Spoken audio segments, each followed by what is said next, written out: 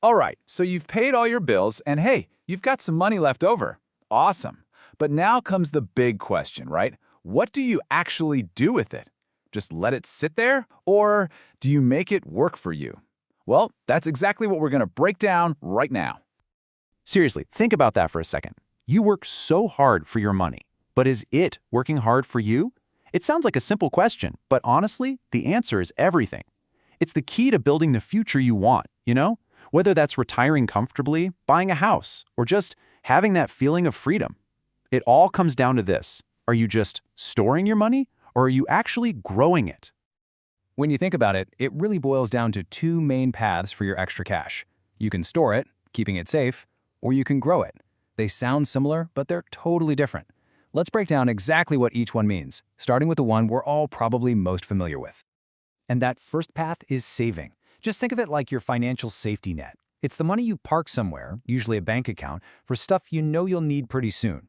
You know, like for a vacation, a down payment on a car, or, and this is a big one, that emergency fund.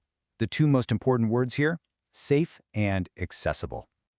Okay, now for the other path, investing. And this is a completely different game.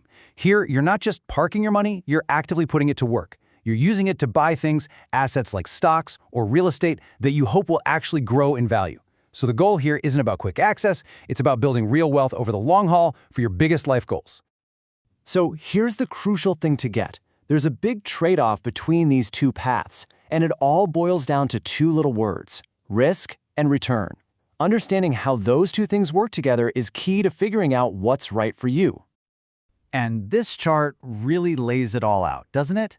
Look, if your time horizon is short, like you need the cash in less than 5 years, saving is the clear winner. The risk is super low. But if you're playing the long game, 5 years or more, investing has the potential for way higher returns. Yeah, there's more risk, but that's the trade-off. It's all about matching the right tool to your timeline. Okay, but hold on a second. We just said saving is low risk, right? And it is when you're talking about, the stock market going crazy. But there's this other risk, a hidden, kind of invisible risk that quietly eats away at every single dollar you have tucked away in savings. And that hidden risk? It's inflation. Here's how it works. Let's say your savings account is earning you, 2% interest. But the price of groceries, gas, everything goes up by 3%. Well, that means your safe money is actually losing its purchasing power. It's like you're running on a treadmill, but the belt is slowly speeding up, and you're falling behind without even realizing it. So, how in the world do you beat this invisible force? Well, that brings us to the absolute superpower of investing. It's a concept so powerful that it's been called the eighth wonder of the world. And it's called compounding. To really see this in action, let's just do a quick thought experiment. Let's take $10,000. We're going to see what happens to that chunk of money over 30 years, sending it down our two different paths, saving and investing. All right, first up, the saving path. After 30 years, earning a pretty standard 2% interest, our 10 grand turns into about $18,000. I mean, okay, it's more than we started with. It's not bad, but just watch what happens when we invest it instead. Now, let's look at the investing path. Assuming an average of an 8% return each year, that very same $10,000 explodes. It turns into over $100,000. I mean, just look at that difference. That is not just more money. That is life-changing growth.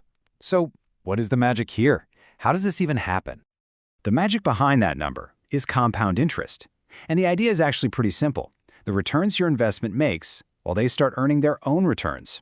It's kind of slow at first, you barely notice it.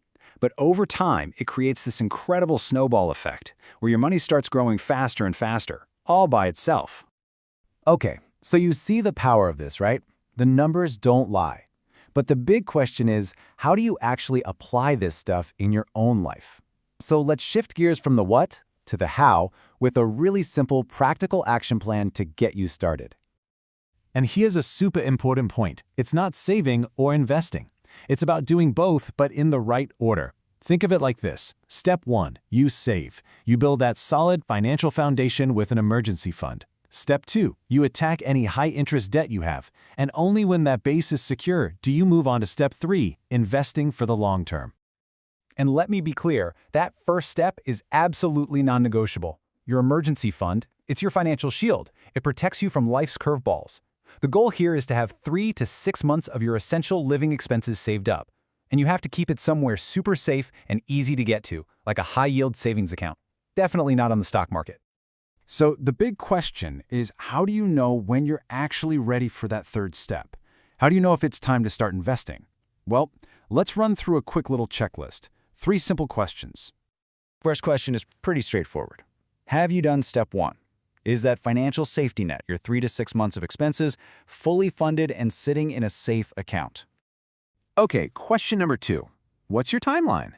Investing is a long game. It's not for money you're going to need next year. To really ride out the inevitable ups and downs of the market, you have to be pretty confident you can leave this money alone for at least 5 years. And honestly, the longer, the better. And last one, question 3. This one's more of a gut check. The market will go down, there will be bad days, maybe even bad years. The question is, can you handle that? Can you stomach the volatility and just stick to the plan without panicking and selling at the worst possible time? This is all about knowing yourself. Now, if you can honestly look at those 3 questions and answer yes to all of them, well then, congratulations. Seriously, it means you've built the right foundation, you've got the right mindset, and it is probably a fantastic time to start your investing journey and really make your money work for you.